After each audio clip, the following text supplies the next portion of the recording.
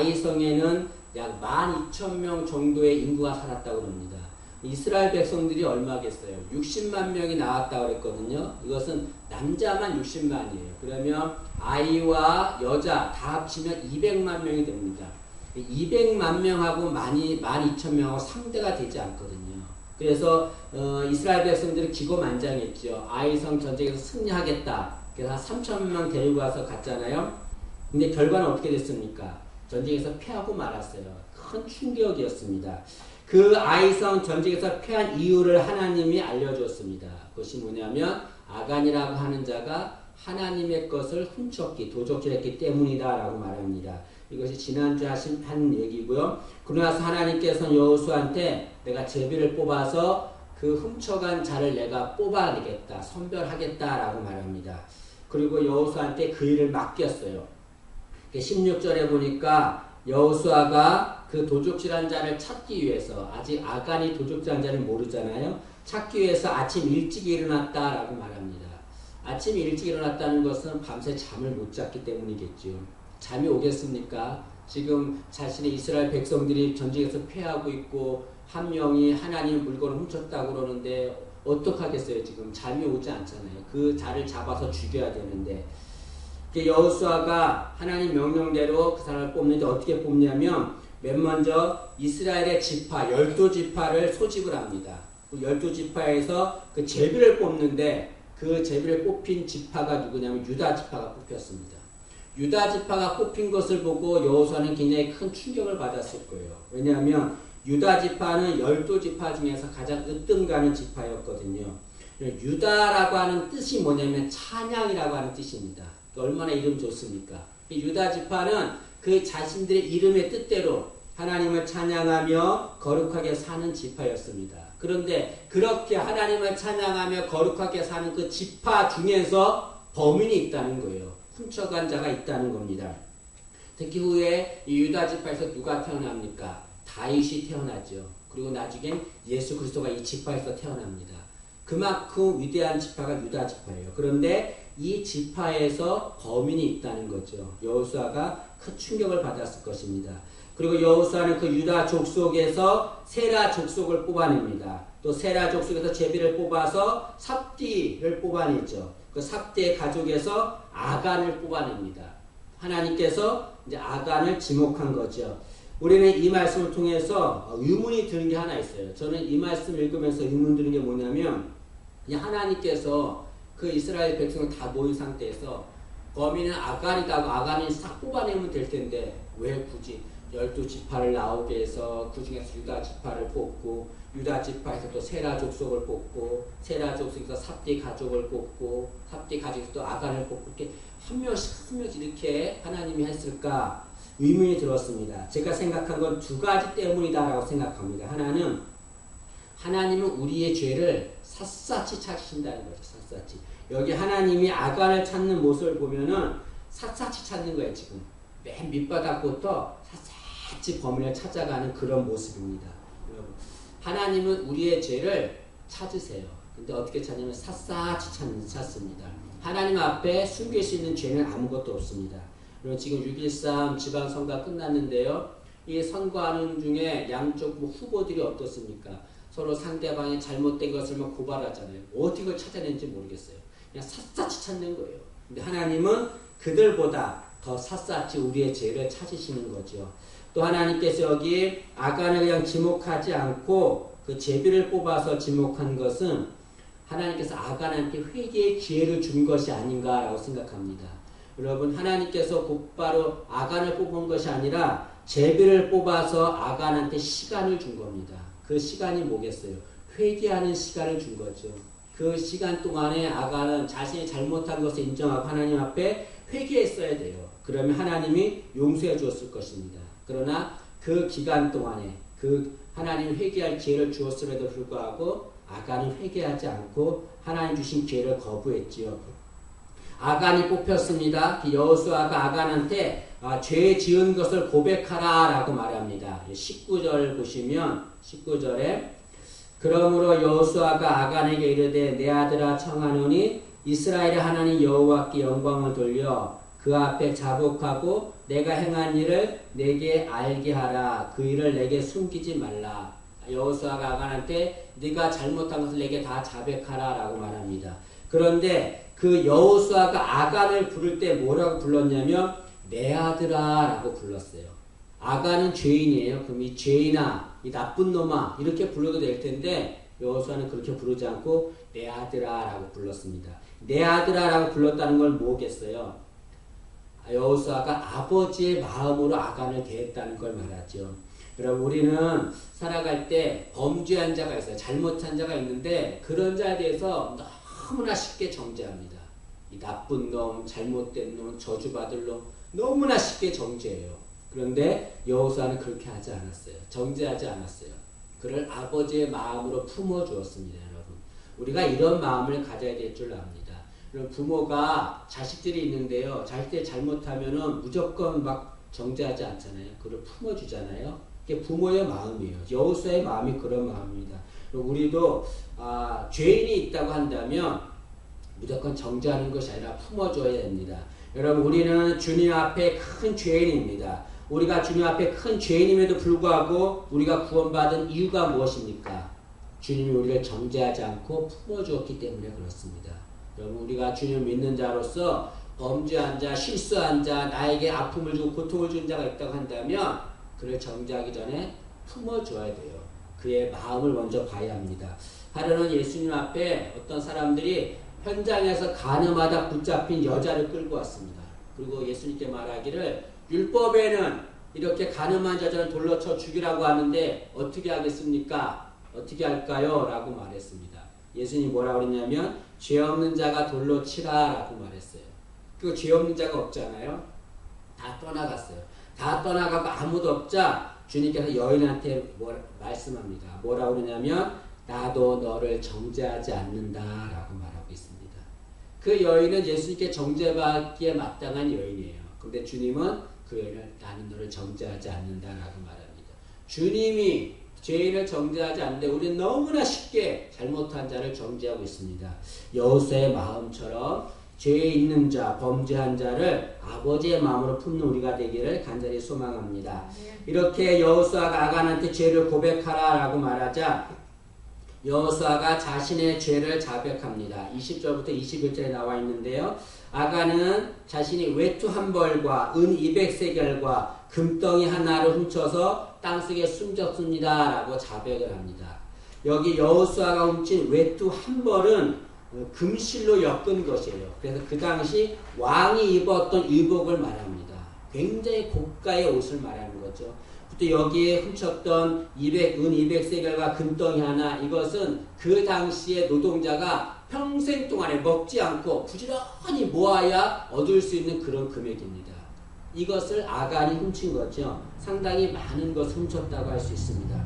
근데 여기 아간이 도적질한 것을 자백했는데 도둑질한 것을 자백한 모습을 보면 21절을 보세요. 21절을 보면 중반절을 보세요. 중반절을 보면 그 무게가 50세겔 되는 금덩이 하나를 나중에 볼펜으로 표시하세요. 보고에 동그라미 치시고 탐내어 동그라미 치고 가졌나이다 이렇게 동그라미 치면 됩니다.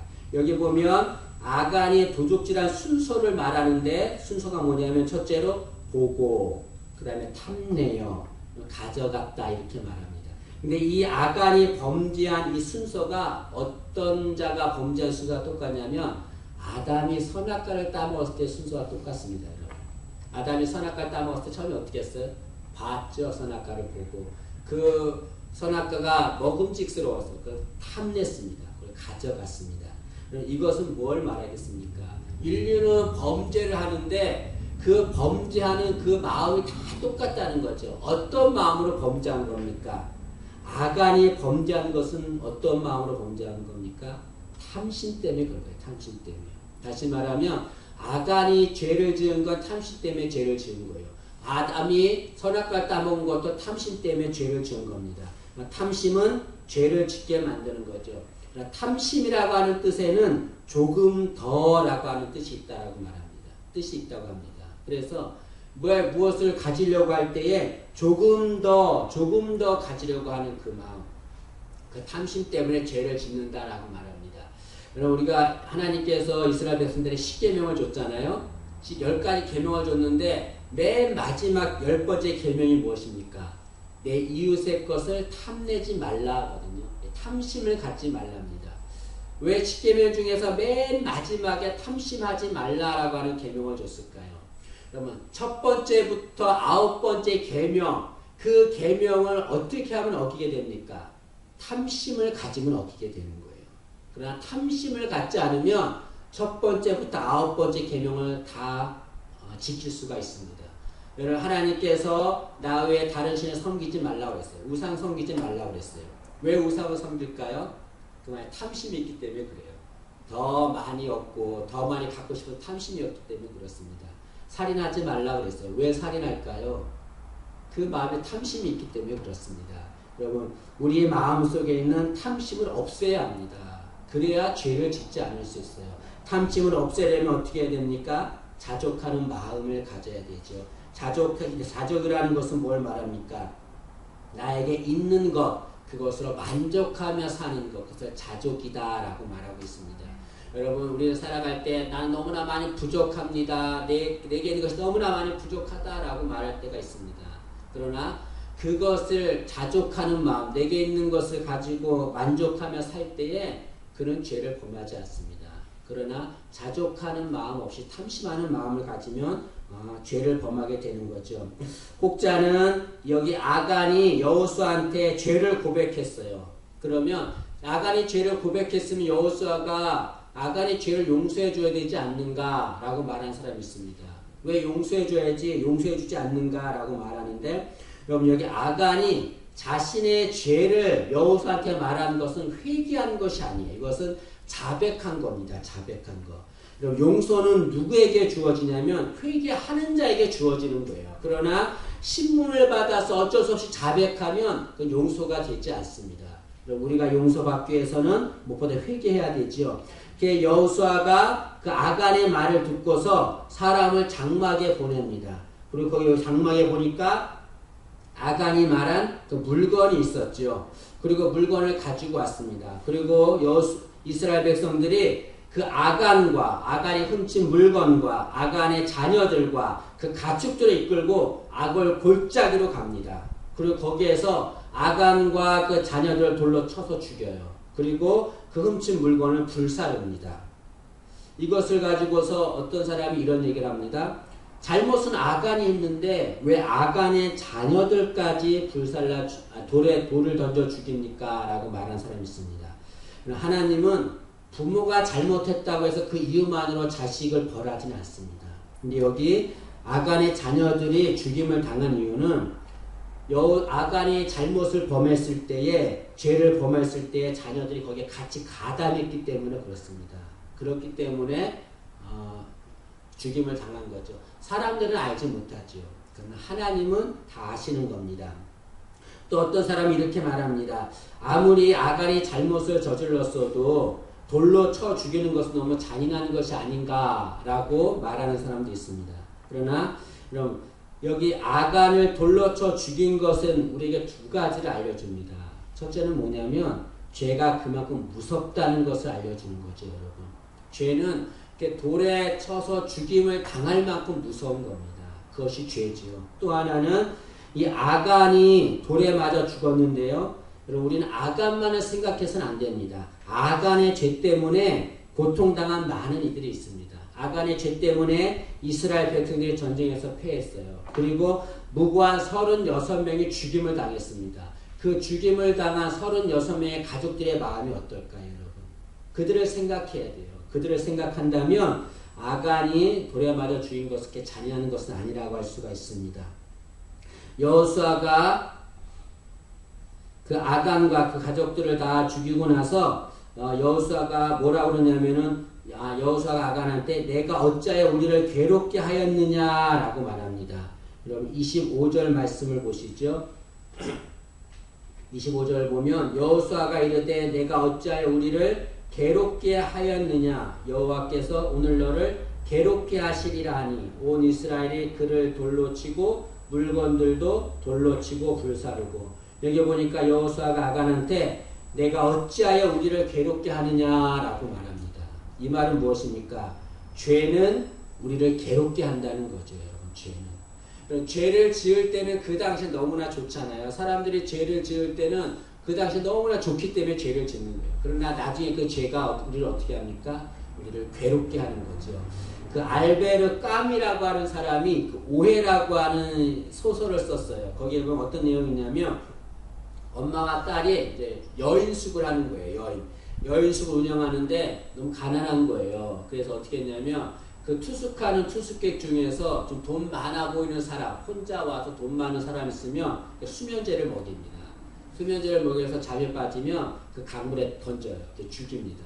그리고 그 사람의 물건을 훔쳐요. 그 훔쳐서 자신의 것을 만듭니다. 그러니까 죄를 계속 짓는 거예요. 그런데 이 여인, 이 어머니와 딸에게는 어머니 아들 그리고 이 딸에게 오빠 되는 얀이라고 하는 아들이 있었어요. 근데 아들이 20년 전에 집을 나갔거든요. 집 나갔다 20년 만에 성공해서 돌아왔어요. 그래서 어머니하고 여동생한테 가려고 하는데 그냥 가지 않고 자신의 신분을 숨겨요. 깜짝 놀래키려고 숨겨서 그 여관에 투숙을 합니다. 그런데 이 어머니와 딸이 보니까는 돈이 있어 보이거든요. 아들인 걸 모르는 거예요. 그래서 수면제를 먹입니다. 수면제를 먹이고 이 강물에 던져서 죽여요. 나중에 그 아들의 아내가 와가지고 그걸 알려줍니다. 당신의 아들이라고 알려줘요. 어머니하고 딸이 막 충격을 받는 거죠. 어머니가 그 아들을 강에 던진 강물에 투신 자세에 죽습니다. 그러고 나서 그 여동생, 마르타라고 하는 여동생이 있는데, 그러고 나서 이런 독백을 해요. 그 마르타가. 뭐라고 그러냐면, 죄는 불행할 뿐이다. 라고 말합니다. 죄는 불행할 뿐이다. 이 마르타의 말이 정답이죠. 여러분, 죄는 우리를 괴롭게 하는 겁니다. 우리를 불행하게 하는 거예요. 그 당시 지을 때 너무나 좋지요. 아름답고 이쁘고 뭐 좋지요. 죄를 짓는 것이. 그러나 그것이 우리를 불행하게 만드는 거죠. 여러분, 죄는 우리 인생을 불행하게 만듭니다. 우리 가정을 파괴합니다. 여러분, 무엇보다 우리는 죄에서 떠나는 삶을 살아야 될 줄로 믿습니다. 특히 여호수아서 보면은 이 7장, 하나님께서 7장 한 장을 아간의 이야기로 한 장을 다 기록하게 합니다. 내용을 보면은 비슷한 내용, 반복된 내용이 계속 나옵니다. 왜 이렇게 하실까요, 여러분?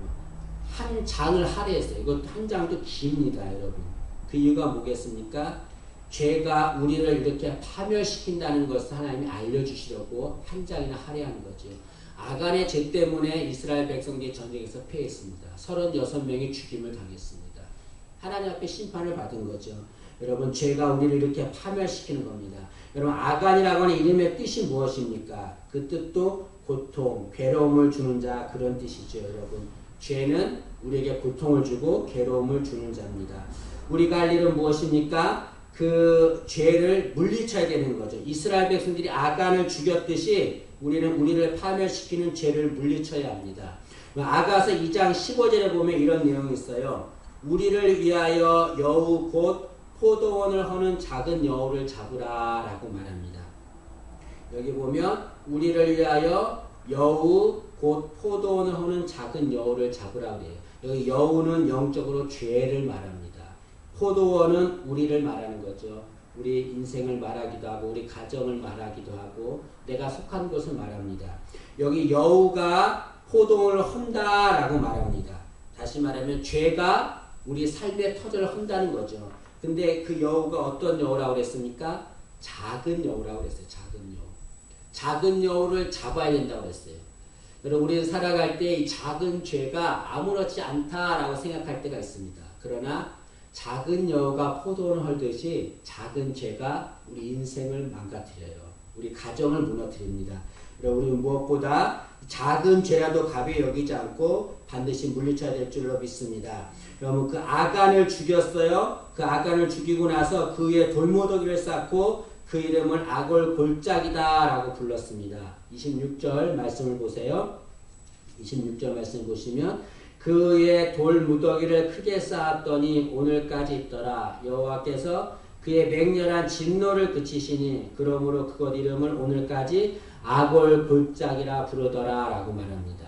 여러분, 아골이라고 하는 말은 괴로움, 고통이란 말이에요. 그래서 아골, 골짜기, 그 뜻은 괴로움이 있는 골짜기, 고통이 있는 골짜기, 라는 뜻입니다. 여러분, 이 아골이라고 하는 말과 아간이라고 하는 말이 비슷하죠. 아간의 뜻은 무엇입니까? 고통을 주는 자, 그런 뜻 아니겠습니까, 여러분? 아골과 아간은 똑같습니다. 여러분, 우리 인생에 우리 가정이, 우리 삶의 아골 골짜기가 될 때가 너무나 많습니다. 고통과 괴로움이 있는 그런 아골 골짜기가 될 때가 너무나 많습니다. 많은 사람들은 이 아골 골짜기를 없애려고 합니다. 그런데 인간의 능력으로는 이 아골 골짜기를 사라지게 할 수 없어요. 이 아골 골짜기를 사라지게 할 수 있는 분은 단 한 분밖에 없습니다. 그분은 주님이십니다, 여러분. 호세아서 2장 15절에 보면 이런 내용이 나와요. 거기서 비로소 그의 포도원을 그에게 주고 아골 골짜기로 소망의 문을 삼아 주리니 라고 하는 말이 나옵니다. 이 말의 내용은 어떤 내용이냐면, 호세아서는 호세아 선지자와 그 고멜에 대한 내용입니다.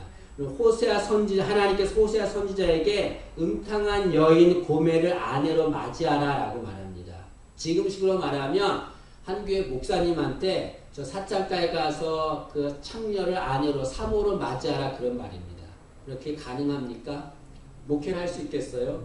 있을 수가 없는 일이에요.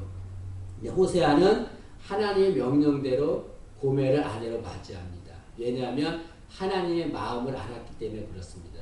그 마음이 어떤 마음이냐면, 호세아는 영적으로 누굴 말하냐면 주님을 말하는 거예요. 고멜은 음탕한 우리를 말하는 겁니다. 호세아가 고멜을 아내로 맞이했듯이 주님이 우리를 구원하시기 위해서 우리를 아내로 맞이해 주는 겁니다. 호세아는 그 하나님의 마음을 알았기 때문에 고멜을 아내로 맞이합니다. 그런데 하나님께서 호세아가 고멜을 아내로 맞이하면 하나님께서 복을 준다라고 말씀하셨는데, 그 복이 아까 읽었던 호세아 2장 15절입니다. 2장 15절에 뭐라고 말합니까? 거기서 비로소 그의 포도원을 그에게 주고 아골 골짜기로 소망의 문을 삼아 주리니, 하나님께서 어떤 복을 주시냐면 아골 골짜기를 소망의 문으로 삼는다라고 말합니다. 아골은 괴로움과 고통이 있는 곳이에요. 그 괴로움과 고통이 있는 그것을 소망의 문으로 삼는다. 호세아가 고멜을 아내로 맞이하면 그렇게 한다는 겁니다. 다시 말하면 우리가 주님의 아내가 되면, 우리가 주님을 모셔드리면 우리에게 있는 이 아골 골짜기는 다 사라지고 그것이 무엇으로 바뀐다는 겁니까? 소망의 문으로 바뀐다는 거죠.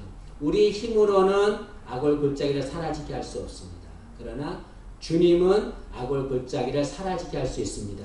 여기 혹자는 이 아골 골짜기가 주님이 죽으신 골고다 언덕이다 라고 말한 사람이 있습니다. 여러분, 주님께서 골고다 언덕에서 어떻게 하셨습니까? 십자가에 죽으셨어요. 십자가의 죽으심으로 온 인류가 당하는 고통과 괴로움을 다 사라지게 하시고 우리에게 소망을 주신 거죠, 여러분. 주님만이 우리 아골 골짜기를 사라지게 할 수가 있습니다. 우리 모두가 다 내가 지금 아골 골짜기 같은 마음이 있다고 한다면, 그런 환경이 있다고 한다면 누구에게 달려가야 합니까? 주님께 달려가야 되죠. 주님께 달려가면 주님께서 아골 골짜기를 변하여 소망의 문을 삼아줄 줄로 믿습니다. 여러분, 아간처럼 죄를 지어 아골 골짜기 같은 심판을 받았어도 주님께 나오면 그 골짜기 다 사라지고 소망의 문이 됩니다. 바로 우리 모두가 다 그 주님 앞에 나오는 은혜가 임하기를 간절히 원합니다. 주님을 인해서 우리 인생이 아골 골짜기가 아니라 소망의 문이 되기를, 우리 가정, 내 살아가는 모든 날들이 소망의 문이 되기를 간절히 소망합니다.